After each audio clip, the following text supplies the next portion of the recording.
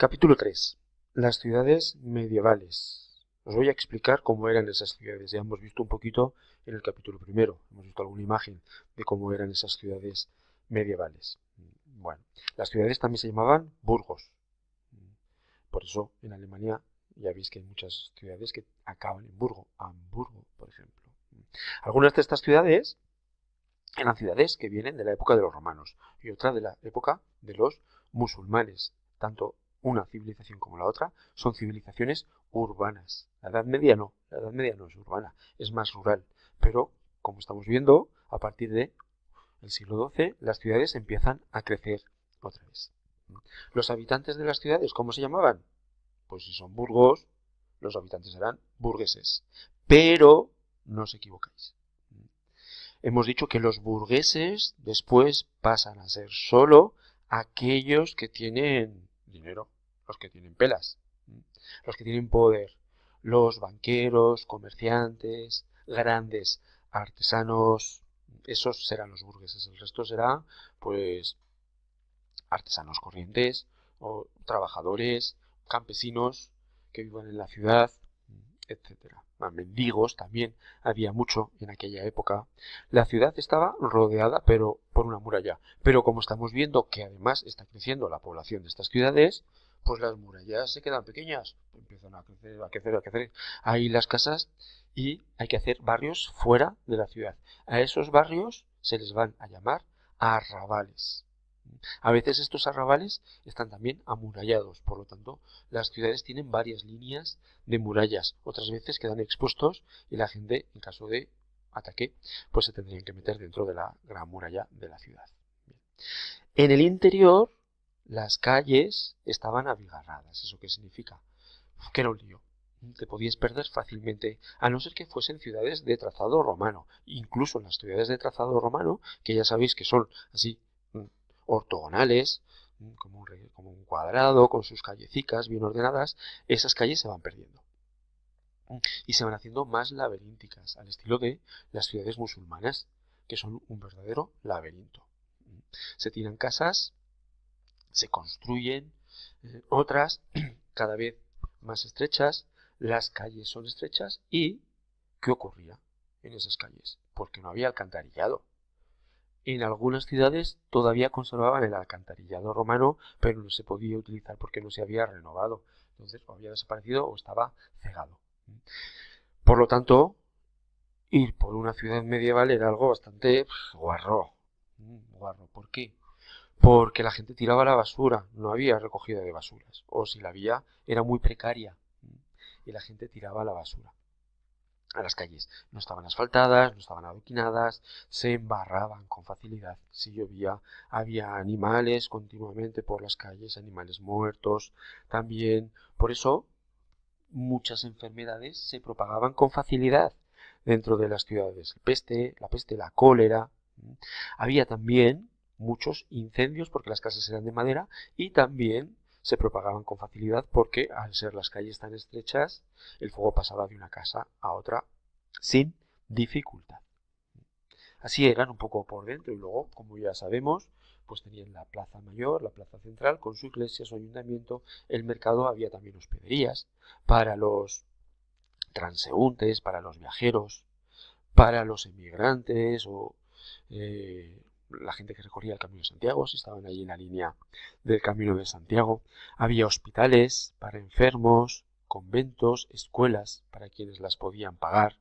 No penséis que había una escuela pública, no, eso no existe y no existirá hasta hace muy poquito. Así eran las ciudades. ¿Qué tipo de actividades había en una ciudad? Pues sobre todo actividades urbanas.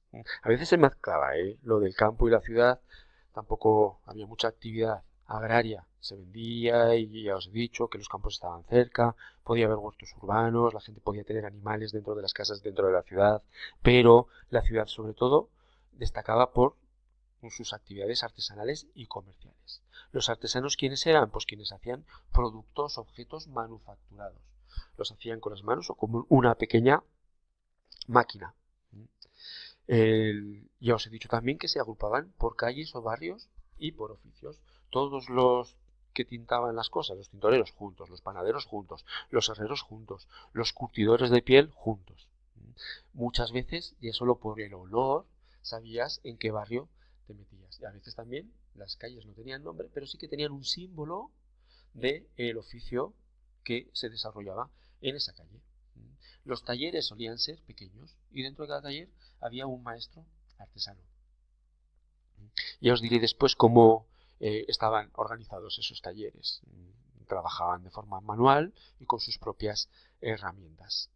Había una organización jerárquica. Primero tenías que ser aprendiz. Entrabas muy chiquitito a ser aprendiz. Si tu familia había sido o era curtidora, tú ibas a ser curtidor. Si era panadera, ibas a ser panadero. Si trabajaba la madera, ibas a trabajar tú también la madera, ibas a ser ebanista. Primero eras aprendiz, cuando ya adquirías la experiencia pasabas a ser oficial y finalmente cuando hacías una obra maestra pasabas a ser maestro y podías tener tu propio taller. Normalmente heredabas el taller de tu padre. Bien, ¿por qué se agrupaban en gremios y estaban todos juntos? Entre otras cosas porque así imponían las mismas reglas, las mismas normas y controlaban el sector. Nadie de fuera podía venir, por ejemplo, a hacer muebles si no lo autorizaba el gremio de los madereros o de los artesanos de la madera. No podías llegar allí a una ciudad y montarte tu propio negocio, estaba prohibido. Además, había una regulación. Tenías que trabajar una serie de horas, tenías que producir tanto, tenías que cobrar también más o menos los mismos precios por lo que producías. Entonces era algo muy controlado para mantener estable la competencia y sobre todo para que no viniese nadie de fuera a quitar trabajo o para que nadie de dentro pues bajase muchísimo los precios, por ejemplo, y todo el mundo le comprase a esa persona. Bien, había mercados en la plaza y ferias. Las ferias, como sabemos, eran anuales y eran de grandes dimensiones y eran ferias a veces internacionales. Y además, me voy a mover de aquí porque esto no lo vais a ver, sino por aquí. Además, en la Edad Media, en esta época, destaca la revitalización de las rutas comerciales, rutas marítimas y rutas terrestres, la ruta del Mediterráneo. Las principales ciudades del Mediterráneo estaban conectadas, la ruta del Atlántico y también, esta os va a sonar menos, la ruta del mar Báltico. Ahí arriba, todo lo que son ahora Suecia, Noruega, Dinamarca, es un centro comercial muy potente ya a partir de este momento. ¿Qué se fabricaba y se producía, sobre todo aquí en Europa? Pues lanas, vinos, pieles, trigo, madera, y luego se intercambiaba dentro de Europa y por productos que no se tenían fuera de Europa. Mirad cómo era un taller. ¿Veis? Una casa donde allí estaba el taller, pero también vivía la gente con sus dormitorios, las habitaciones, la tienda y el taller en la parte inferior, las casas, la cocina. Esto era una casa taller, todo estaba unido. Todo estaba unido. Los aprendices también podían vivir, y los oficiales en la misma casa, sobre todo los aprendices. ¿Veis? No sé dónde ponerme ya, para no tapar, bueno, una feria. En el centro de la feria, la iglesia, el obispo de la ciudad, santiguando. Había un control todavía y un poder simbólico y real muy importante de la iglesia. La feria de Medina del Campo, en Valladolid. ¿Veis la plaza central del mercado con sus porches llena de comerciantes? ¿Cómo se transportaban ahí en ese momento los productos? Pues a través de carretas por los caminos que había, a veces antiguas calzadas romanas y sobre todo de forma marítima a través de los barcos. Por eso también pues hay una revitalización y construcción de puertos en ese momento. Venecia, por ejemplo, era un gran puerto. Oficios medievales que había en las ciudades, estos gremios, el gremio de los albañiles. ¿Veis qué bonita es esta pintura? El gremio, por ejemplo, de los sastres. Ahí está un sastre tomando las medidas a una mujer burguesa. Los herreros, veis ahí con la forja produciendo, pues, algo que tuviese que ver con el hierro. Los carpinteros, un carpintero y una mujer hilandera. Los tintoreros transformando las telas en telas de colores. Además, cada gremio tenía sus propios santos y hacían sus procesiones en las festividades, creaban una iglesia para ese santo, estaban muy bien organizados. Bien, como se me alarga esto demasiado, cortamos aquí y seguiremos en el capítulo 4.